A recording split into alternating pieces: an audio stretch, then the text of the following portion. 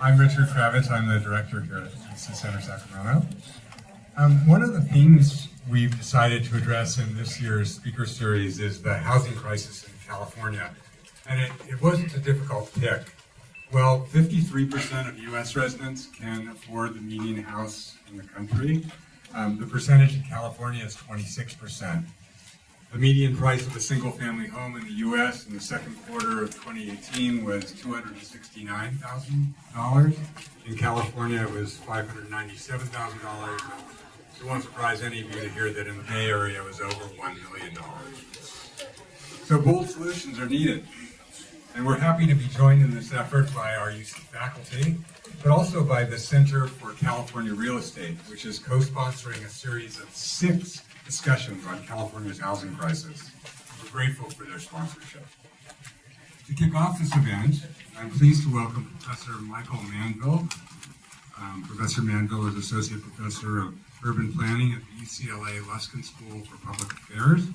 He earned his PhD from UCLA and was formerly Assistant Professor of City and Regional Planning at Cornell University.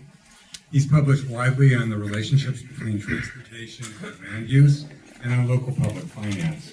He's the author of numerous articles, has received many research grants, and he's consulted for developers, environmental groups, local governments, and the United Nations.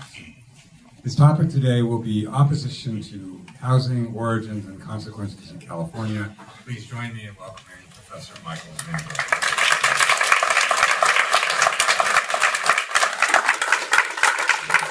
All right, thank you for having me. Can everybody hear me?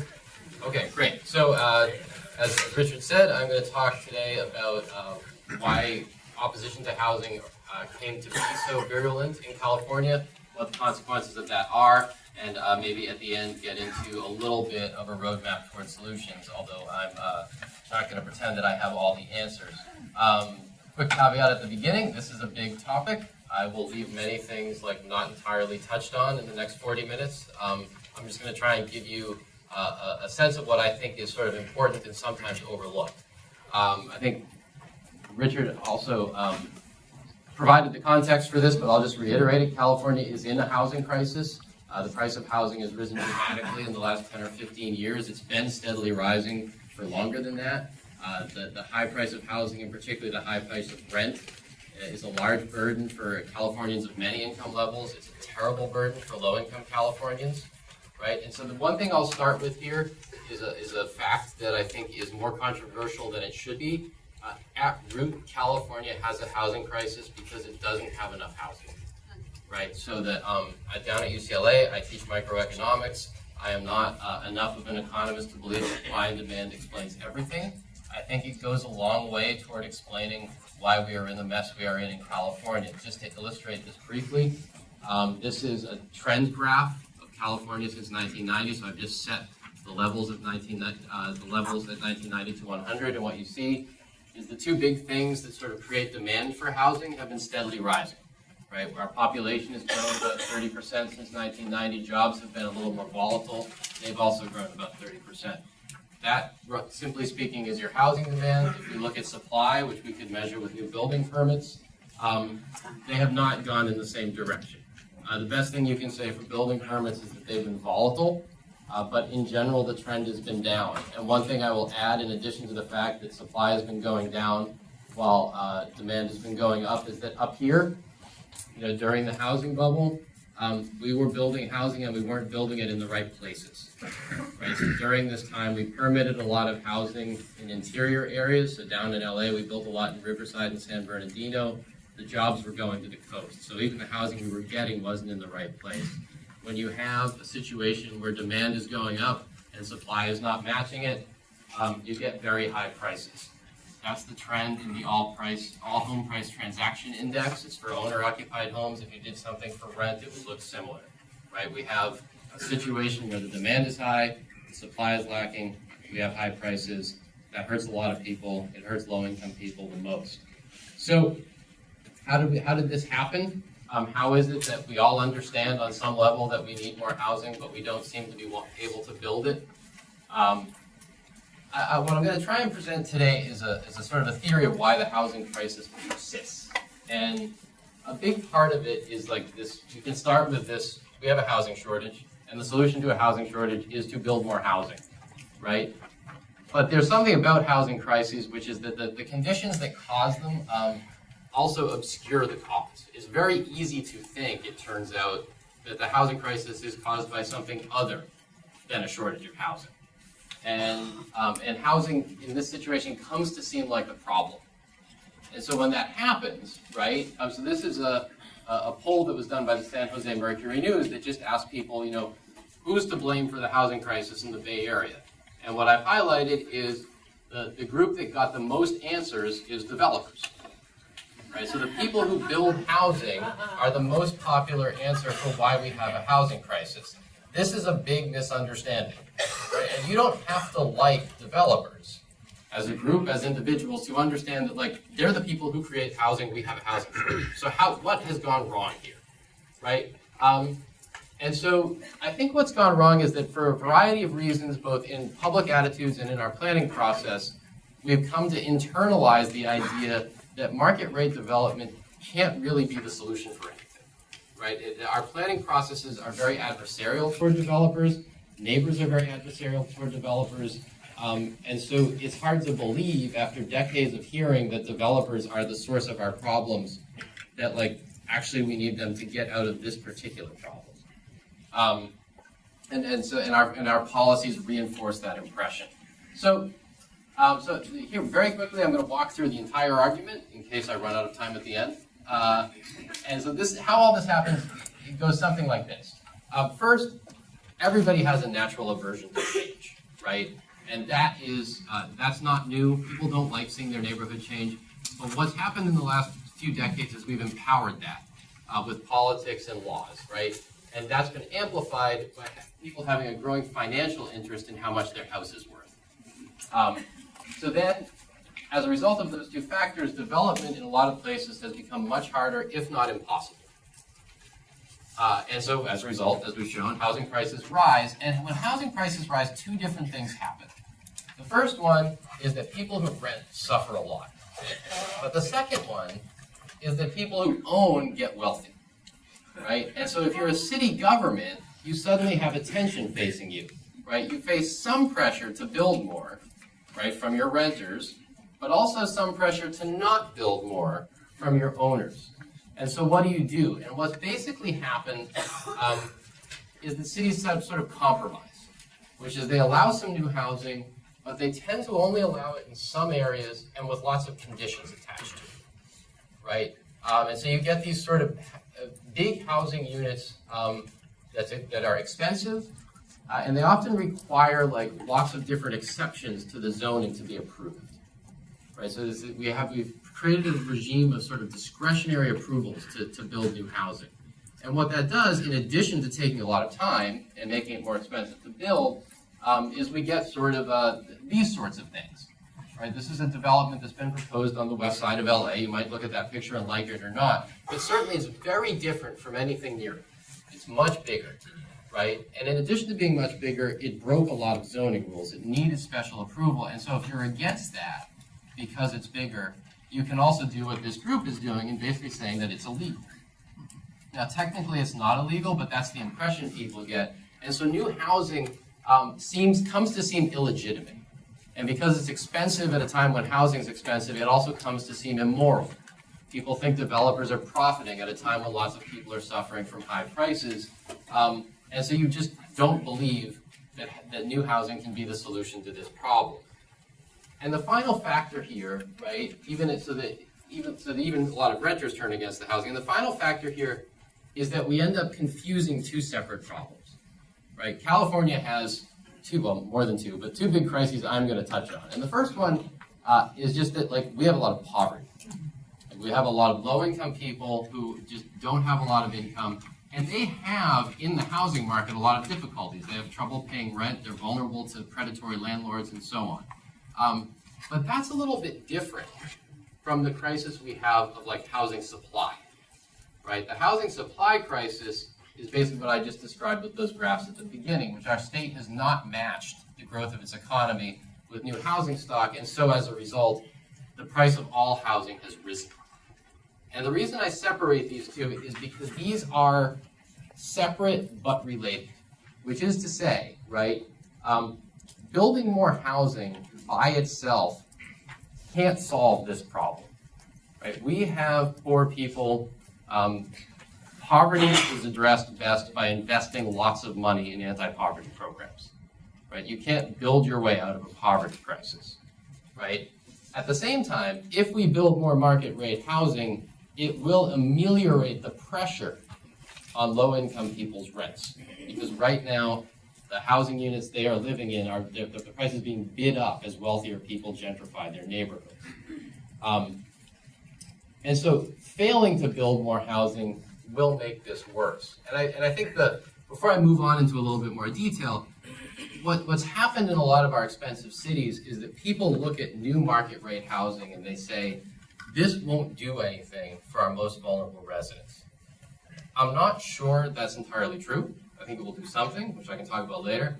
But even if it is true, I mean, we've fallen into this trap where we're saying, well, because new market rate housing can't solve everything, then it must not be able to solve anything, right? But that's not right. New market rate housing can solve a very big problem, which is that we don't have enough housing. So let me try and see if I can make this make a little more sense. So first of all, as I mentioned, people have always opposed new housing development, right? That's not new. Opposition to housing has long been motivated. We probably all know the concerns about traffic, concerns about street parking, aesthetics, and then sort of darker concerns about like the character of your neighbors, racism and classism and so forth. All of these concerns as well get exacerbated as development increases its intensity. So if you live in a neighborhood of nice little single-family homes, maybe you're a little bit concerned when some more single-family homes show up there. But you're going to get more concerned as someone maybe builds something a little bit more intense, some multifamily units, and even more concerned as someone builds an apartment building. Because again, like the physical character of your neighborhood is changing more. Again, none of this is new. And I think it's always worth remembering when you're listening to people complain about new housing, or maybe you're complaining about new housing, that like someone probably hated your house. Housing units that we think of today as being like the product of a more enlightened time. So this is a quote, this is from an architectural historian describing how much people hated Victorian homes when they were built. They were the McMansions of their day, identified with vulgar, excessive, conspicuous consumption. This is from Thomas Sharp. He's a contemporary writer talking about what was called Bungalow Disease. The awful proliferation of bungalows. People hated them. They were assigned that tradition is broken down, taste has become utterly debased.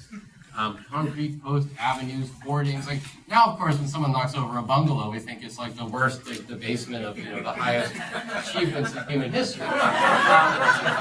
So it's like people have always disliked new things, right? So that by itself doesn't explain what's happened in California. What's happened in California is a couple things. One is that we really empowered our suspicion of change, and we did it sort of inadvertently.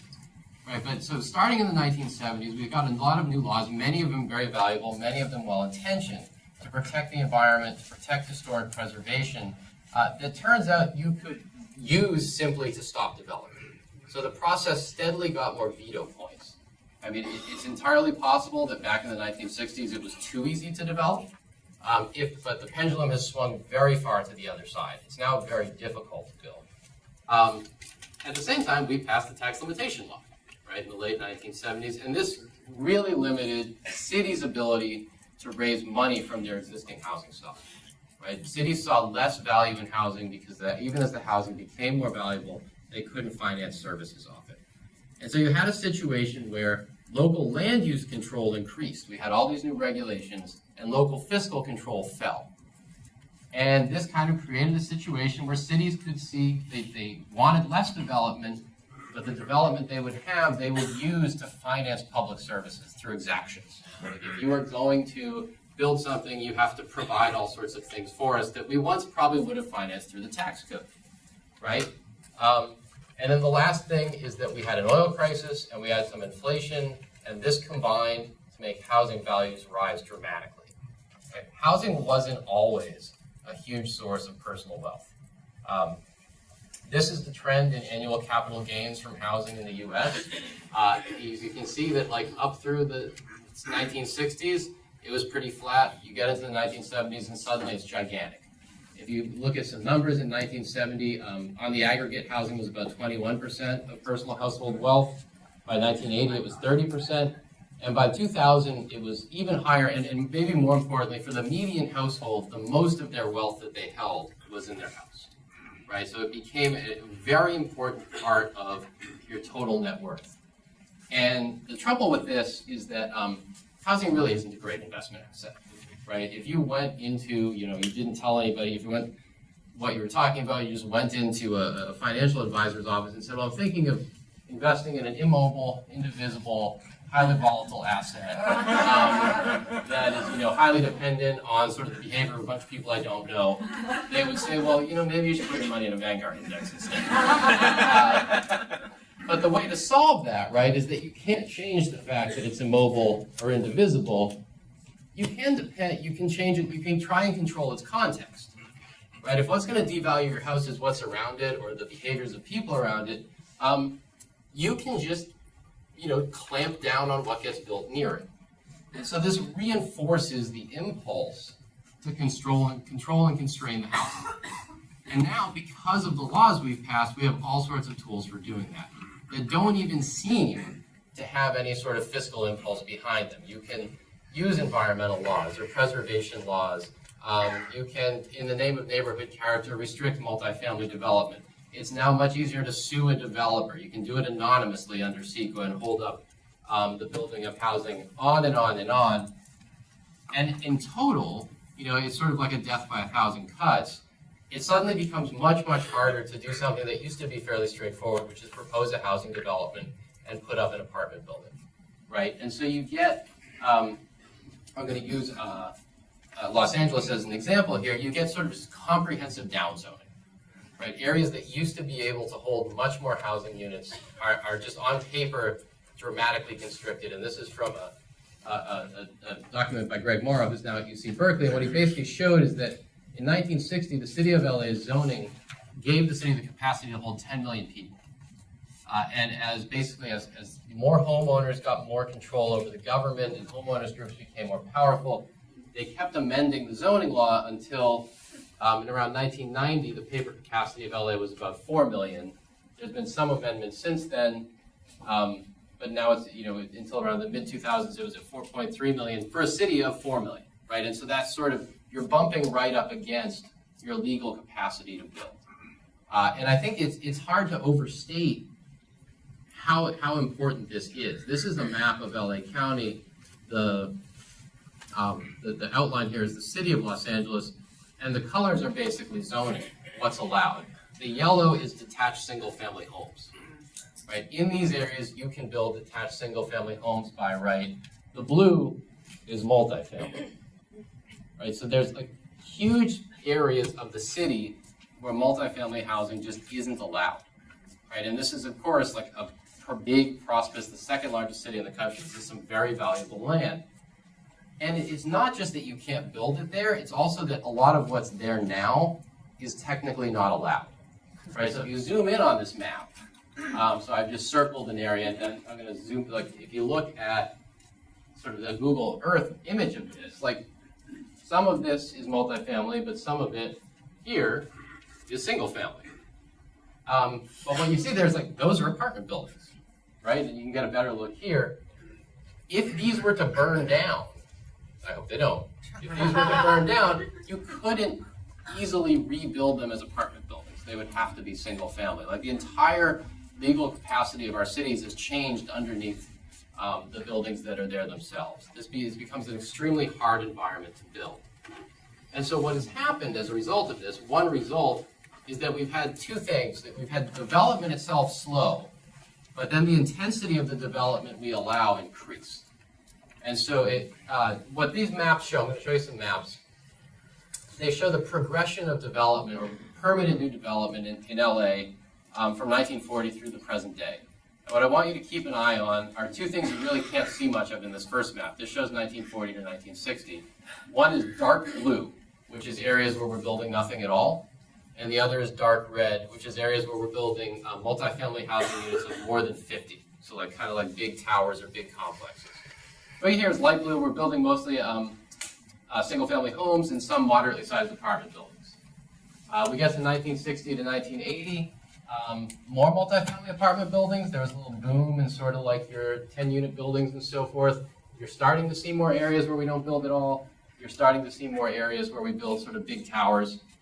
1980 to 2000, now the dark blue is really spreading, areas where we just don't build, and you're seeing more red. And then 2000 to 2016, in most of the city, we've stopped building. In the places where we are building, we're building very intensively, right? 50-plus unit structures. And so what you can see here is a real change in the character of our apartment construction. And now I'm showing you all the 4 big, expensive coastal California cities.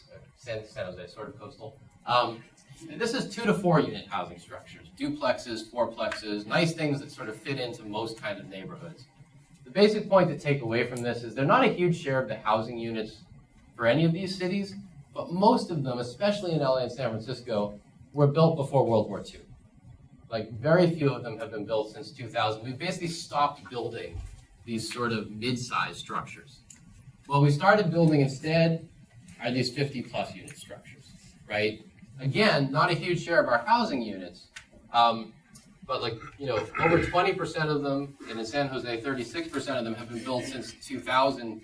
And if you look at their share of the entire housing stock built since 2000, 43% of the housing built in LA since 2000 has been in these units of 50-plus structures, 42% in San Francisco, 53% in San Jose. These are dramatic changes from the sort of historic character of the architecture in these places. So people don't like these, right? They're not used to them. You end up with sort of, this is an anti-development sign that's in Los Angeles saying that, stop Hollywood from turning into Manhattan. It's a reaction to what people consider out-of-scale development, right? Out-of-character development. It's too big. It doesn't belong in areas that have traditionally been low-rise. And as I just showed you in most of these maps, they're not allowed in most places, right? So how do they get approved? And they tend to get approved through some sort of discretionary permission, right? Sometimes, and the discretionary permission is can mean a number of different things, but it basically means that the developer has to go to the city and say, I know that a building this big isn't allowed, but I need some sort of relief from the zoning so I can build this. And that allows the city to ask for something in return, right? Some sort of waiver or exaction. And so what you start to get is essentially a trade in development rights, right? Instead of just having a by right, it's called a by right situation where a developer goes in and can build, now we're negotiating and the developer gives us something in exchange for the right to build housing. And so this lets the zoning stay strict, which most people like, right? And it avoids this painful process of changing the rules, which would be like a lot of people would object to, but it still gives us some flexibility on individual parcels so we can allow some housing. And it allows the zoning to be a little bit of a way around our tax limitations. We can now finance some public services by letting developers build more intensively than we'd otherwise allow, right? And so housing sort of turns into a vehicle to accomplish other goals, right? Not as like just something we want of its own accord. Like we'll build housing, but like we're gonna get something for it, right? And so to give you a quick example, this is the 500 Broadway development in Santa Monica. Santa Monica has a very active discretionary approval regime going on. 249 housing units, it's right in the downtown. It exceeds Santa Monica's height limit, a few other zoning codes as well. And so the conditions of approval, and I'm not listing all of them, include they have to obey a cap on afternoon peak period trips. And so if this building generates more car trips than it's allowed, it's going to pay some fines. They made a contribution to Parks and Recreation in Santa Monica. They made a contribution to historic preservation in Santa Monica. They made a contribution to early child development in Santa Monica. They are promised to have a LEED Platinum status building. They did a local hiring program, and they provided a community meeting space, and the topper is that they donated land for and entitled a 64-unit affordable housing building on another site entirely, right? All of this just to build that housing unit. Now, there's nothing wrong with all these goals. Like, we should be more environmentally sustainable, we should have better jobs, we should have community space.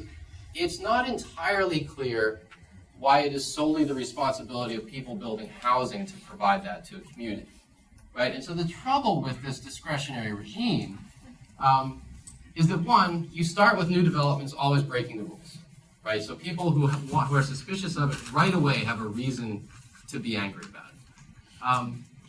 Second, once you establish a precedent that, like, you're willing to go above your zoning, that distorts the price of land, right? If you put for sale a parcel that would, like, hold 4 housing units, the zoning should hold the price of that down, right? Because all you can build there is 4 housing units. But if everybody knows that with the right negotiation you can build 10 housing units, then it will never sell for a price that will allow you to build 4, right? So the price of land rises. Then once you enter this approval process where you're negotiating with the city and going through all these conditions, that means that only deep-pocketed, aggressive developers are going to be able to build, right? The only people who are going to be in this business are ones who have the cash to hold on to the land, to make donations to city council members, to throw around elbows in community meetings. You're going to fulfill all the worst stereotypes of developers, right, by selecting for them in this process. And then the result, the housing is going to be high-end. Like, if you're building housing and just one of the conditions is that you build a whole other housing complex, the only way that pencils out is that you build luxury housing, right? And so combined, this reinforces a lot of bad ideas, right? It reinforces the idea that developers are adversaries of the public interest. It reinforces the idea that housing is actually a burden on us and that we have to demand mitigation for it, right? And that it's not some sort of solution or source of opportunity, right? And so, again, like, if you build something in Los Angeles, one of the first things you have to do is open up this giant book of transportation impact study guidelines and then read about the fees you'll pay because you're going to be responsible for increasing traffic congestion as a developer, right? And we can have a whole conversation about the fact that actually new housing doesn't increase congestion. Congestion is caused by people driving. But the point being that it creates this, you're implicitly dismissing the idea that market rate housing has any social benefits, right? I mean, what's sort of internalized in our planning processes, and I think in the minds of a lot of our citizens, is like, well, someone's going to build housing, we better get something in return. And I think the proper attitude is actually, no, we're getting housing. Our state needs housing, right? And we've wandered away from that a little bit. And one of the most harmful things about this is that when a lot of new developments are visibly expensive, we internalize the idea that new development makes housing expensive, right? And so we look at the new development and you end up blaming it for the housing crisis. And so this is one of my favorite little memes. You tell me more about your plans to make housing affordable by building luxury condos.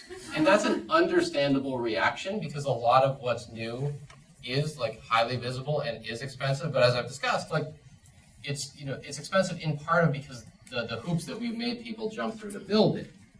But the fact is that it's easier to notice that a shiny new big building is expensive than it is to notice that an old shabby building has gotten more expensive, right? Because one is a visible change to the built environment and the other isn't. And so just to sort of, put this to rest, I hope, expensive new housing is a consequence, not a cause of our housing crisis, right? That it's true that in many places, most new housing is expensive. And even in places where most isn't, a lot of it is, right? But the key fact here is that most expensive housing isn't new, right? The hallmark of a housing crisis is the rapidly increasing price of old housing. New housing is always expensive. Someone has to construct it. Like, you have a housing crisis when your 1983 buildings are suddenly incredibly expensive. That housing was once affordable becoming expensive. This is a picture of an apartment in Echo Park. 650 square feet, as you can see, incredibly luxurious. It was built in 1937. It's currently going for $2,500 a month. 10 years ago, it was not selling for that. 20 years ago, it was not selling for that. Yes, maybe they put down new floors. That doesn't justify $2,500 a month. The California's coastal areas, right? So think of this: Los Angeles, San Francisco, San Diego. They're 7% of the U.S. population. They're 36% of all the homes valued over $1 million. They're 14% of the aggregate housing value in the United States, and they're 14% of the aggregate rent. There is not enough new building in these places to explain that. The only way that can be true is if all the existing housing is inflating rapidly in price. You can show that in another way, like let's just look at these places and say like the share of owner-occupied homes in LA valued over $1 million is 15%. The share of owner-occupied homes built since 2010 is 2%. You can walk across and see the same thing all the way. San Francisco, 32% of its owner-occupied homes are valued over $1 million, 2% of them built since 2010. Old houses are getting expensive. In the rental market, we can see the same thing. Just look at the share of renter-occupied housing units at $2,000 a month or more. Consistently 20% or higher of the housing stock, consistently less than 5% built since 2010. Like, these units probably are expensive, but they don't explain, right, why so much housing is so expensive. We just don't have enough of it. And so I'll just drill this point home a little bit. LA's $1 million homes, again, homes built since 2006 in LA are more likely to be $1 million or more. By some estimates, it's almost half of them. But like, they account for only 6% of the city's $1 million homes, right? Because they're only 4% of the housing stock.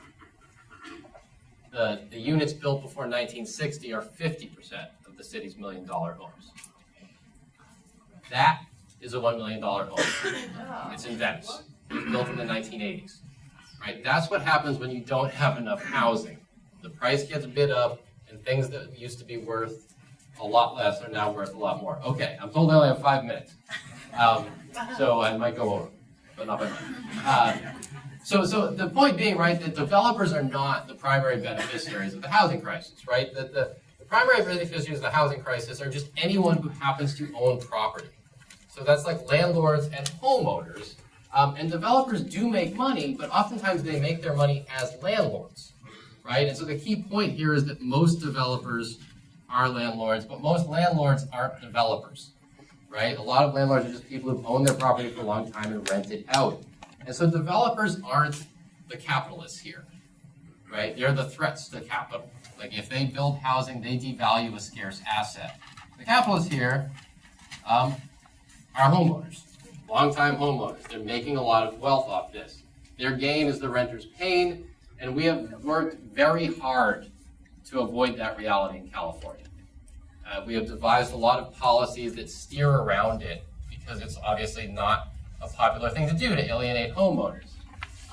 But the result of that is that we have designed some very weird policies to confront the housing crisis. And so I'll just make my last point here.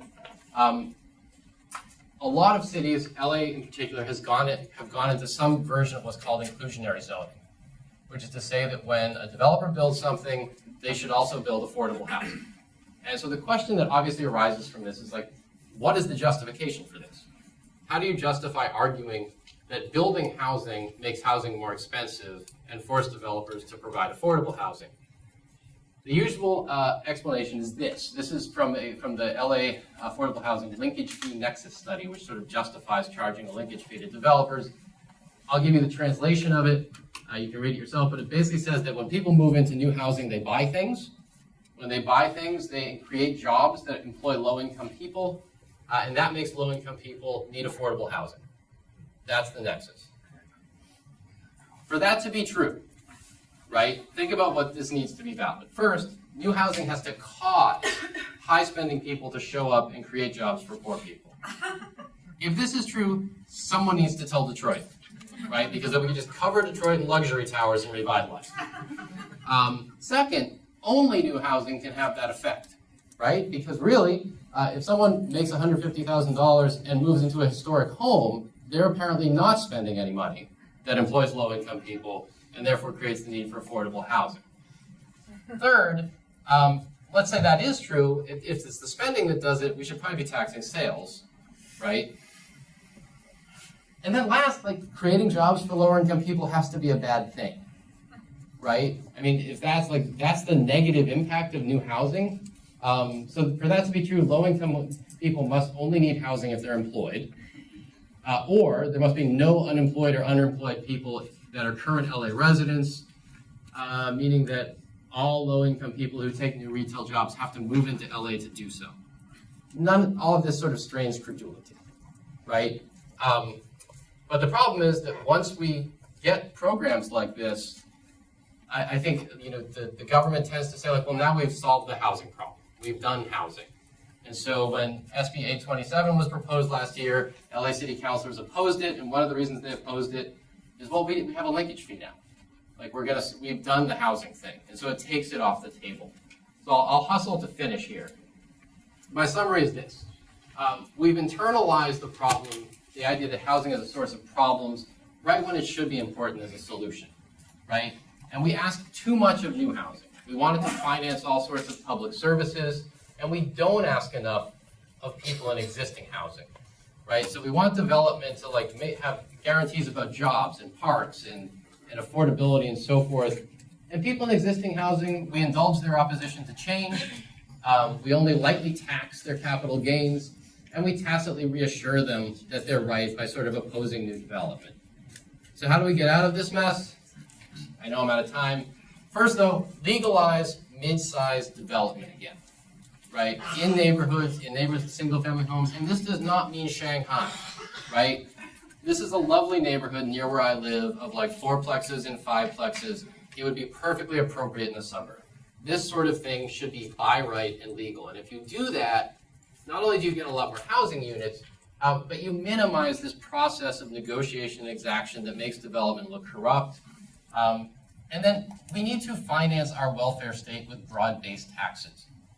Hoping that we can get money for low-income people every time someone builds something is a terrible way to help low-income people in a state where we don't build things, right?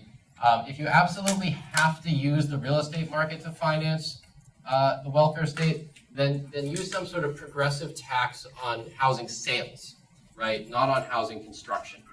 And then ultimately we change the discourse around housing. Like recognize that what's an imposition to one person who lives in a neighborhood is also an opportunity to many people who could live in a neighborhood. That like all of us who live in a coastal California area now, someone gave us the benefit of the doubt, someone gave our housing the benefit of the doubt, and as a general principle, we should be willing to pay that forward. So that's it. Thanks for your attention.